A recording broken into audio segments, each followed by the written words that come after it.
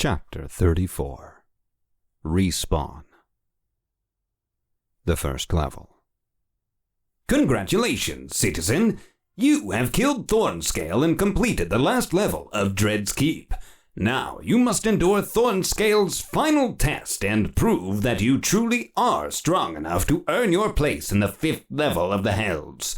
Find your way back to Thornscale's throne and show your goddess Dura Ana that you are worthy of being her champion. As it is written in the Book of Evine, chapter... Skip! Crinan shouted as he tumbled through the air. Congratulations! You have killed Thornscale, plus 500 million rank. Congratulations, pretty kitty 6969420. You have advanced in ranking. Previous rank, 17,306,158,472. New rank, 16,806,158,472. Previous percentile, 57%. New percentile, 56%. Quest started. Thornscale's final trial. You have proven that you are mighty enough to conquer Thornscale. But are you strong enough to return to the portal to the 5th level that now awaits you? Fight through the levels and make your way back to Dread's Keep. Note, your portal summoning skills will not be available to you for this challenge. Crinan fell, or so he perceived that he was falling. The air blew past his face in the darkness that surrounded him. His hair whipped through the wind. His body burned from the heat that rose from the smoldering ground. Crinan watched the ground approach. He watched, and then he braced himself for impact. With sealed eyes and clenched teeth, Crinan groaned in anticipation of the collision with solid ground. He waited and waited. Soon the air rushing past him slowed. His hair fell back down on his neck, and he realized he was no longer falling. Slowly, he opened one single eye and looked down at the burning ground which he hovered only a few inches over. He reached out, touching it, and then dropped face first. Ow! Crinan groaned as he rolled over onto his back. The flames burned around him, but did not harm him. His simple clothes were not consumed by fire. He was fine. Crinan realized this must have been the difference between entering the Hells as a prisoner and as a player. Slowly he rose to a sitting position and then pushed himself up. Well, shit. Crinan sighed as he looked around. He was alone. The rest of his party had probably already progressed to the 5th level without him. He thought about that and realized that their progression suddenly meant nothing. Without him, it didn't matter if they made it to the 7th level, because they wouldn't be able to escape. Well, I should say this looks unfortunate. Sage's voice echoed in Crinan's mind. What did you do? I killed Thornscale, Crinan replied with a sigh. The guy had issues. He really hates his life. Don't we all? Sage replied flatly. So, yes, killing Thornscale is only half the battle. When you kill him, you have to respawn in the 1st level. Well, that's so stupid and unrealistic, Crinan snapped back. Why would that even be a thing? That doesn't happen in real life. What have you experienced in the Hells so far that would lead you to believe that any of it is grounded in reality? Sage inquired. Crinan shrugged. Well, the killing is pretty realistic. He looked around again and thought of Malinka. I need to get back to the keep. You want to get back to the girl? Sage asked, a hint of amusement in his voice. Yes, Crinan replied, suddenly embarrassed. I just need to get to the 7th level. Sure. Sage laughed slightly and Crinan's face grew red. Look, Crinan, I should say it is okay to feel the way you do. I would even encourage it. Any fuel to get you to fight harder toward the end goal is good. It's also fine to be in love. Nobody will question the length of your penis simply because you feel things. Why would you explain it that way? Crinan asked, perplexed. Look, Why are you defending yourself? Sage inquired, cutting Crinan off. It's okay to care for people. End of discussion.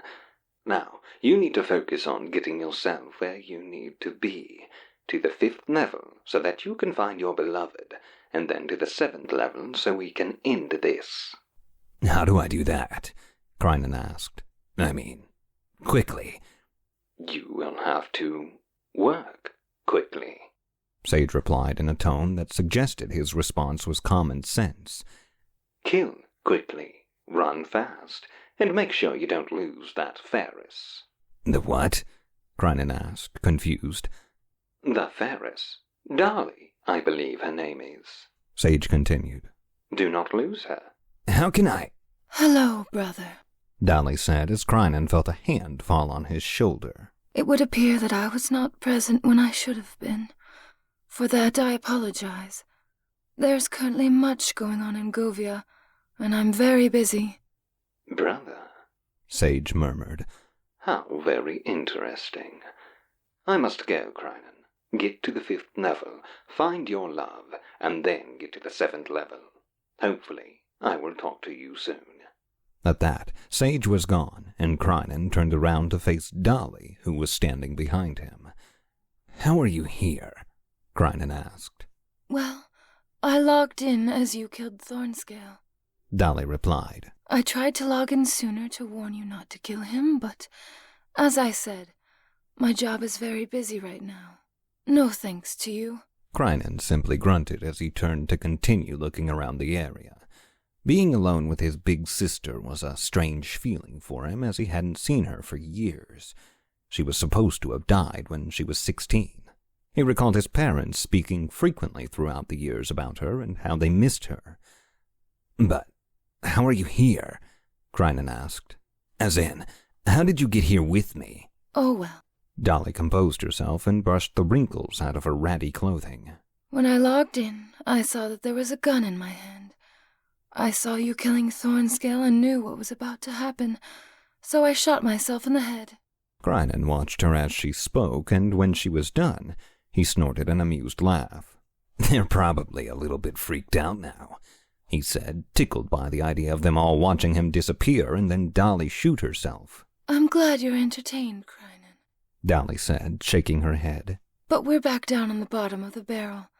We need to work our way back to the 4th level and... Yeah, I remember what I did the first time, Sarah. Krynen cut her off. I need a sword.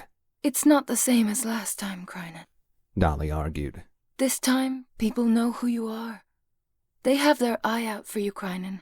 They know it is your fault that they are trapped here. The original players are massing here in the fields of misery. They are searching for their own and cutting down any former prisoners ruthlessly. Well, good. Then one of them should have a sword, Krynen said.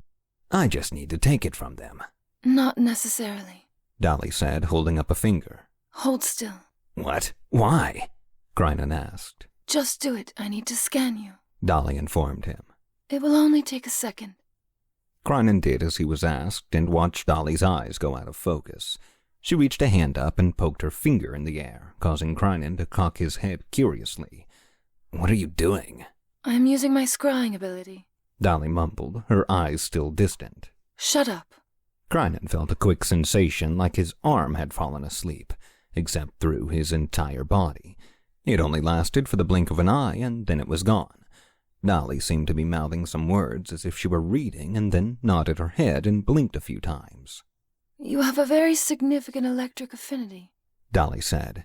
All your affinities are substantial, but electric is your best one, so we will focus on that. What are you talking about? Krynen asked, confused by her words. What is an electric affinity? Dolly rolled her eyes and shook her head at Krynen's ignorance. Just toss context out the window, that's fine, she said sarcastically. An affinity is a numerical value assigned to your natural talent with a specific type of ability. It's a reflection of your real-world affinities, for you're born with these affinities. They can be augmented and grown so that you become more powerful. In this case, we are focusing on electricity. Yeah, I really don't understand what you're talking about, Krynen replied, dumbfounded. You can use magic, Krynen, Dolly said impatiently. Electric magic. Like lightning? Oh. Krynen nodded his head. He grimaced at the idea. Yeah, I don't know about that. I've never really done anything like that before. Well, You are about to, Krynen, Dolly said. I want you to think. She paused. You know what that is, right? Hearing words in your head. You don't need to be a bitch, Krynen replied, unamused. Dolly smiled and let out a small chuckle. I want you to first turn away from me, then hold your hand in front of you, Dolly instructed. Then in your mind I want you to think, Bolt level 1. Can you do that? Curiously, Krynen turned from Dolly, held his hand outright, and thought, Bolt level 1. To his surprise, a flash emitted from his palm, and then a bolt of lightning shot outward. Krynen stumbled backward from the unexpected recoil, and he watched the bolt fly forward, ultimately striking some person in the distance.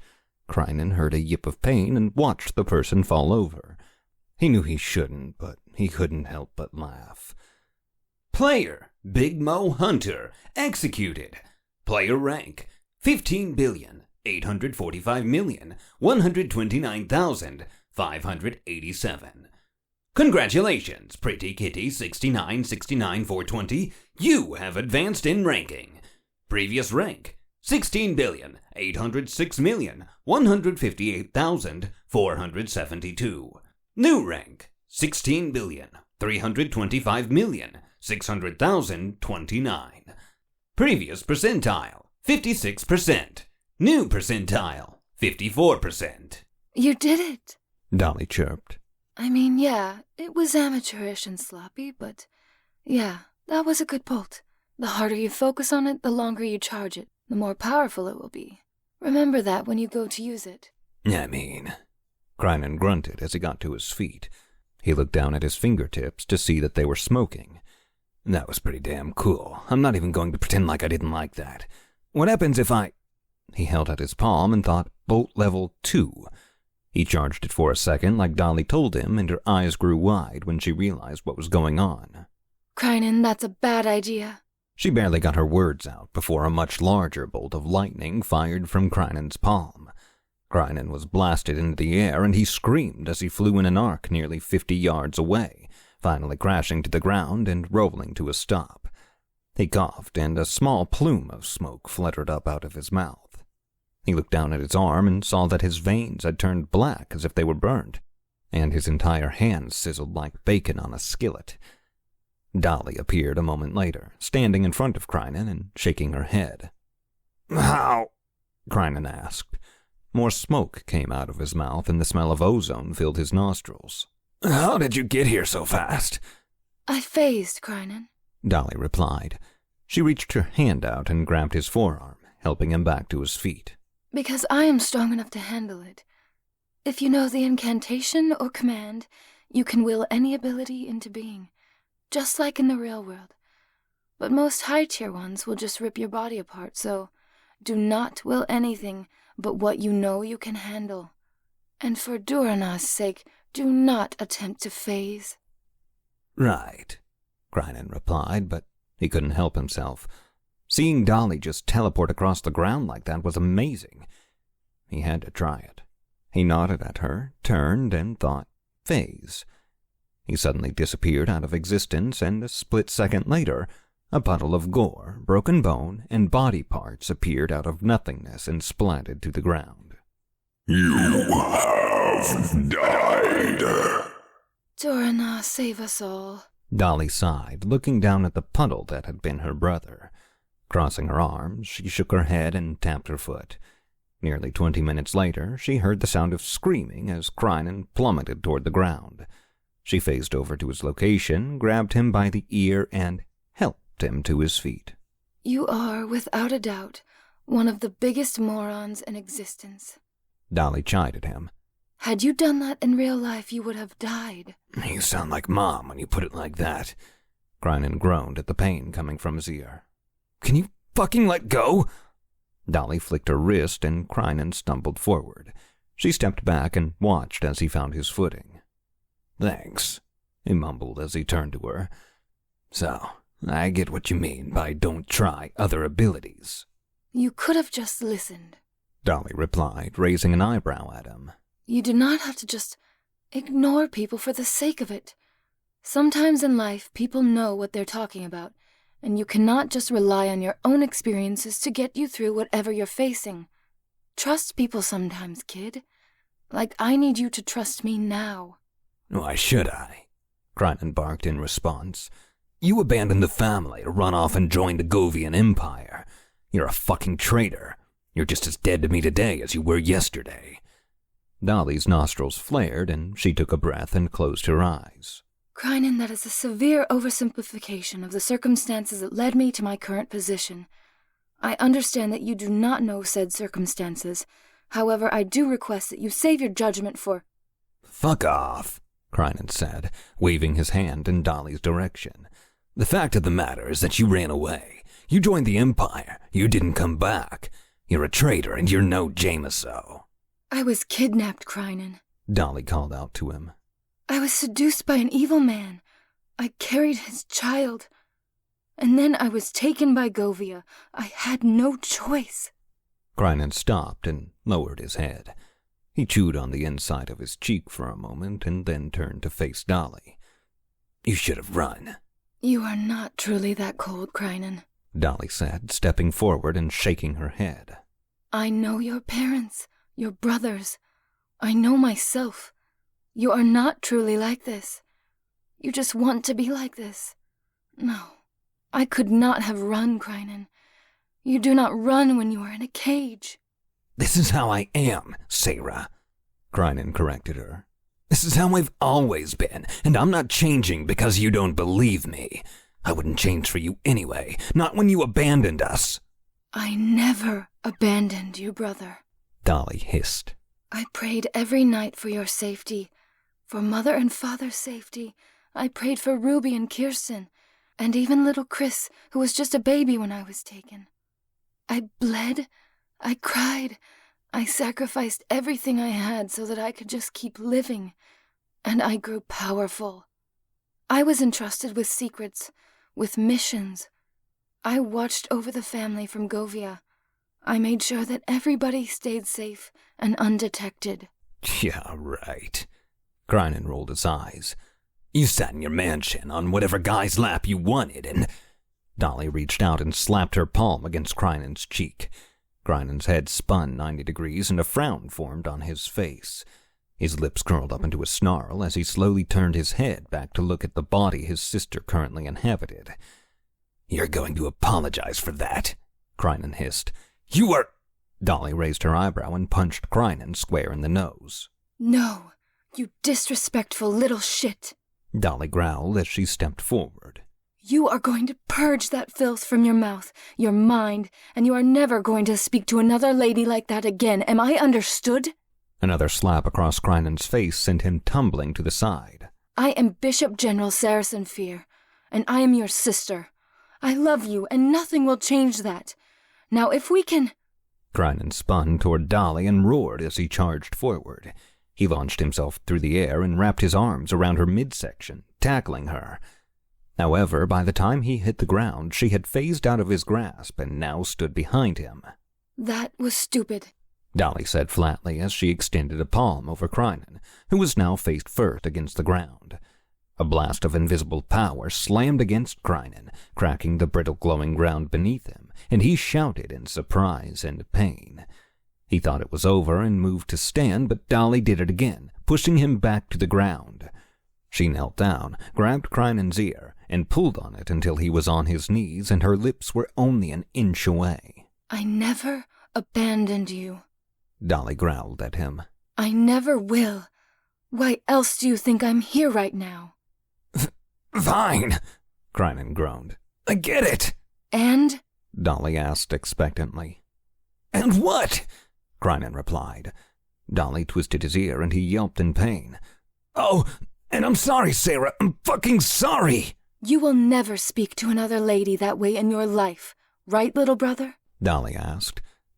Yes, Crinan replied. I mean, no. You know what I mean. Good. Dolly let go of Crinan's ear and then pushed the top of his head forward.